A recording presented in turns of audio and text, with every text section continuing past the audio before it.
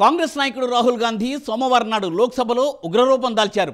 2014, 2019లో జరిగిన లోక్సభ ఎన్నికల్లో కాంగ్రెస్ పార్టీకి ప్రతిపక్ష హోదా దక్కలేదు. 2024 ఎన్నికల్లో కాంగ్రెస్ పార్టీ సొంతంగానే 100 సీట్లు సాధించి ప్రతిపక్ష హోదాను దక్కించుకుంది. రాహుల్ గాంధీ లోక్సభలో ప్రతిపక్ష నాయకుడిగా ఎంపికయ్యారు. గత 10 ఏళ్ల నుంచి మనసులో ఉన్న అక్కసును రాహుల్ గాంధీ మోదీపై వెళ్ళగక్కారు. ఆయన వేసే పంచులకు ప్రధాని మోదీతో పాటు అమిత్ షా కూడా వెనక్కి తగ్గారనే చెప్పచ్చు. లోక్సభ ప్రారంభ సమావేశం అంతా రాహుల్ షోగానే నడిచింది. రాహుల్ ఫైరీ స్పీచ్ గురించి మరింత సమాచారం ఈ స్టోరీలో.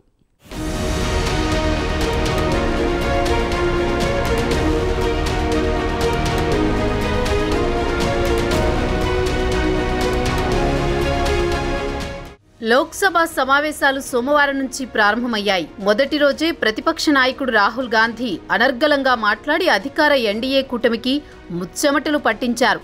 సభ మొత్తం వన్ మ్యాన్ షోను తలపించింది. ప్రధానంగా రాహుల్ మోదీపై తీవ్రస్థాయిలో ధ్వజమెత్తారు. కాంగ్రెస్ పార్టీకి దశాబ్ద కాలం తర్వాత ప్రతిపక్ష హోదా దక్కింది.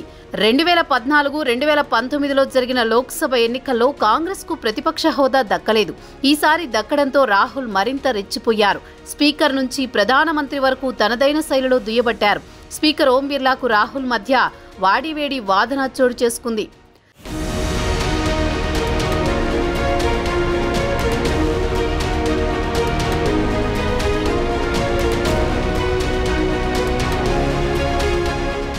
స్పీకర్గా ఎన్నికైన తర్వాత ఓం బిర్లాను ఆయన సీటు వద్దకు ప్రధాని మోదీతో పాటు రాహుల్ కూడా ఆయన వెంట వెళ్లి మర్యాదపూర్వకంగా ఆయనను సీటులో కూర్చోబెట్టి వచ్చారు. ఆయనను సీటులో కూర్చోబెట్టడానికి ముందు రాహుల్ బిర్లాతో కరచాలనం చేశారు. అదే మోదీ విషయానికి వస్తే బిర్లా వంగి వంగి అతిభక్తి చూపించారు. దాన్నే రాహుల్ ప్రశ్నించారు. మీరు హౌస్ లీడర్, ఈ సభకు మీరే పెద్ద, ప్రధాని ముందు వంగి వంగి సలాంలు కొట్టడం ఏమిటని నిలదీశారు. కాగా రాహుల్ వ్యాఖ్యలను ట్రెజరీ బెంచ్లో కూర్చున్న అధికార కూటమికి చెందిన సభ్యులు తీవ్ర అభ్యంతరం వ్యక్తం చేశారు. దానికి స్పీకర్ ఓం బిర్లా పెద్దలను గౌరవించడం భారతీయ సంప్రదాయమని తన చర్యను సమర్థించుకున్నారు. పెద్దవారి ముందు తలదించి నమస్కరించాల్సిందేనని ఓం బిర్లా తన చర్యను సమర్థించుకున్నారు.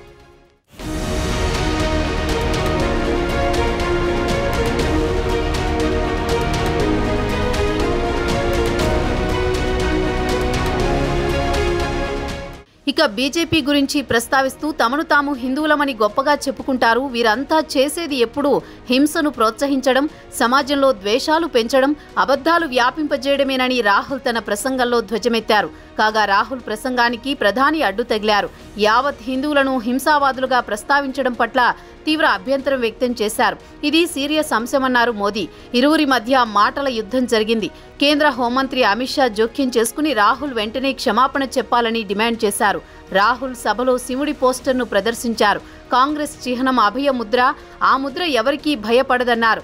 కాంగ్రెస్ ఎన్నికల గుర్తు చెయ్యి గుర్తు అన్న విషయం తెలిసిందే. మన గొప్ప నాయకులు అహింస గురించి తరచూ ప్రస్తావిస్తుంటారు. అదే మన బీజేపీ నాయకులు హిందూ మతం పేరు చెప్పి హింసను, ద్వేషాన్ని, అర్ధసత్యాలను విస్తరింపజేస్తున్నారు.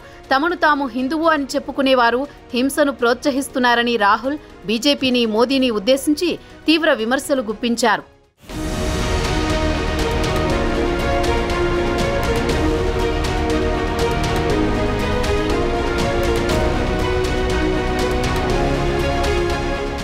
ప్రధానమంత్రి మోదీ మహాత్మా గాంధీ గురించి మాట్లాడుతూ ఆయన ఎప్పుడో చనిపోయాడు, గాంధీ సినిమాను చూసి ఆయన గురించి సమాచారం తెలుసుకోవచ్చు అని అంటుంటారు.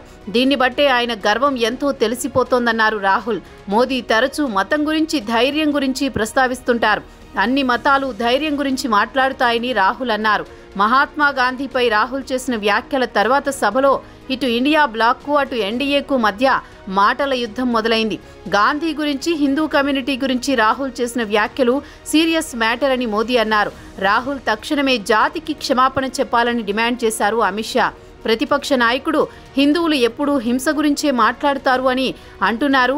దేశంలోని కోట్లాది మంది ప్రజలు గర్వంగా తమను తాము హిందువు అని సంబోధించుకుంటారు. ఏ మతంలో అయినా హింస అనేది తప్పు. ఆయన క్షమాపణ చెప్పాల్సిందేనన్నారు అమిత్ షా.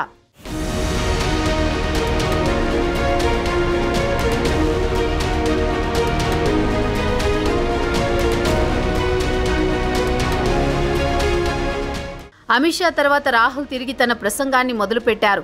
బీజేపీ ప్రభుత్వం అగ్నిపథ్ స్కీమ్ను తెచ్చింది, కేంద్ర ప్రభుత్వం సైనికులను యూజ్ అండ్ త్రో లేబర్గా వినియోగించుకుంటోందని మండిపడ్డారు. దీంతో రాజ్నాథ్ సింగ్ అడ్డు తగులుతూ రాహుల్పై మండిపడ్డారు. సభను తప్పుదోవ పట్టించవద్దని కోరారు. తాము అధికారంలోకి వచ్చిన వెంటనే అగ్నిపథ్ స్కీమ్ను రద్దు చేస్తామన్నారు. మన ఆర్మీ జవాన్లు దేశభక్తులు కాదా అని ప్రశ్నించారు.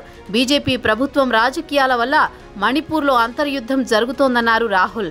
రాహుల్ గాంధీ సరికొత్త జోష్తో అధికార ఎన్డీఏ కూటమిపై విరుచుకుపడ్డారు. ఆయన ఆవేశం ఆయన ముఖంలో కనిపించింది. నిన్నటి వరకు పప్పు పప్పు అని ఎద్దేవా చేసిన రాహులేనా ప్రసంగించేది అని అందరూ అవాక్కయ్యారు.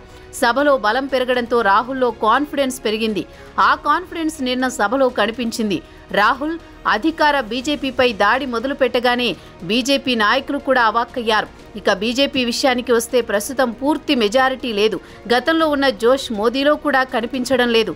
రాహుల్ అటాక్ ముందు మోదీ గతంతో పోల్చుకుంటే బాగా తేలిపోయారు.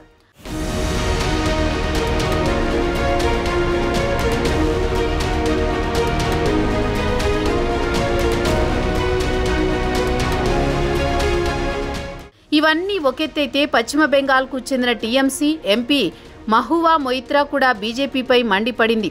తనను వేధించినందుకు బీజేపీ భారీ మూల్యం చెల్లించుకుందని ఆమె బీజేపీ పార్టీపై శాపనార్థాలు పెట్టారు. 303 సీట్ల నుంచి 240 సీట్లకు దిగివచ్చారని మీ గర్వం అణిగిందన్నారు. తనను ఉన్న ఫలానా తన లోక్సభ సభ్యత్వాన్ని రద్దు చేశారు. తనకు సభలో మాట్లాడడానికి అవకాశం ఇవ్వలేదు. తన గొంతు నొక్కారు.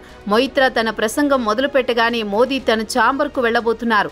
వెంటనే మొయిత్రా మోదీని ఉద్దేశించి, సార్ మీరు 2 సార్లు మా ఏరియాకు వచ్చారు. తనకు అపాయింట్మెంట్ ఇవ్వలేదు. కనీసం ఇప్పుడైనా తన వేదనను ఆలకించండి సార్ అన్నారు. తాను దురదృష్టవంతురాలనని చెప్పుకొచ్చారు.